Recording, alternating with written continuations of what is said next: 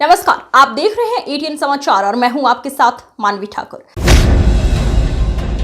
नगर के मोहल्ला खड़गजीत नगर निवासी सैनिक रत्नेश कुमार शर्मा ने कड़ी मेहनत करके अपने जनपद का नाम रोशन करने का काम किया है। वे लंबे समय से सेवा में कार्यरत थे और लगातार पढ़ाई करते रहते थे और आखिरकार जिस मंजिल का उन्होंने सफर तय किया था उस मंजिल को उन्होंने पा लिया।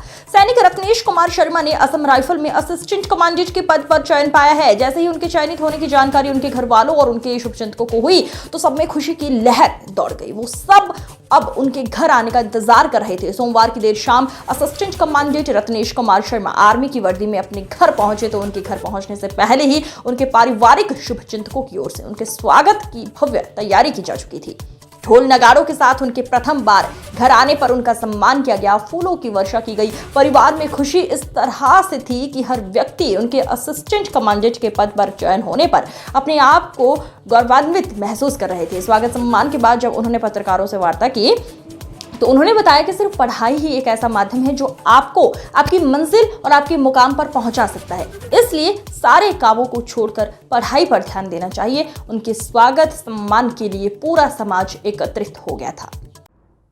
सपना तो पूरा हो गया है और अपने बच्चे की कड़ी मेहनत है जो उसने अपने हासिल किया है। आज के युवाओं के लिए क्या कहना चाहेंगे? युवाओं के लिए कहना चाहते हैं कड़ी मेहनत के अलावा कोई रास्ता दूसरा नहीं है। कड़ी मेहनत कीजिए और आगे बढ़ते रहिए। ये अवसर ऐसा है जिसमें घर में मोहल्ले में खुश होना ही चाहिए। साथ ही साथ ये अवसर मिला है, खुशियाँ उनकी हैं और हमारी जिम्मेदारियां भी बढ़ गई हैं।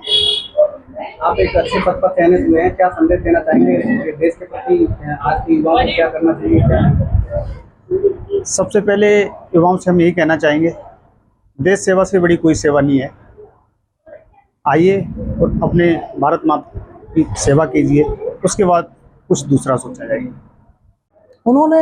मैंने देखा है जब से हमारी यहाँ पर रिश्तेदारी हुई है तब से जब भी वो छुट्टी पे आते थे ना तो किसी बच्चे को घूमने देते थे फालतू में और ना खुद घूमते थे। मैंने जब भी देखा तो वो इंग्लिश की बुक, इंग्लिश स्पीकिंग कोर्स खुद पढ़ते थे, बच्चों को पढ़ाते थे। मुझे भी सलाह देते थे कि राजेश कुछ बनना है तो मेहनत करना पड़ेगा। मैं भी लेक्चरर हूँ मैथ का, श्री बाबूराम महाविद्यालय जीती रोड प्रमुख। साथ में कोचिंग सेंटर भी चलाते हैं, असेंट कोचिंग सेंटर जीती तरह। बच्चों को यही सलाह देते हैं कि लाइफ में कुछ करना है तो सेल्फ स्टडी के साथ साथ अपने बुजुर्गों, अपने माता पिता, उनका साथ साथ सम्मान भी जरूरी होता है। ये नहीं कि हम अच्छी पोस्ट पा लिए, हमारे अंदर अहंकार आ गया।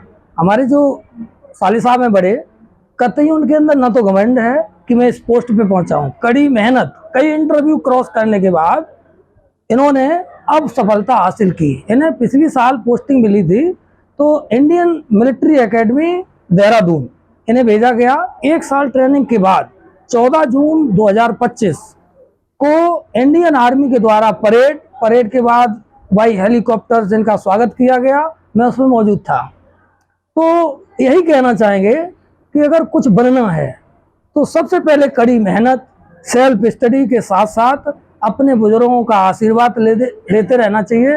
और उसके अलावा अपने पास पड़ोस में जो भी कुछ जो मीन्स अपशब्द बोलने वाले हों या जिनका आचरण ठीक ना हो, उन्हें यही सलाह देनी चाहिए अपने बच्चों को पढ़ा लिखा के आगे बनाएं, तभी हम महान बन सकते हैं और अपने घर को मजबूत की स्थिति में ला सकते हैं और देश की सेवा कर सकते हैं।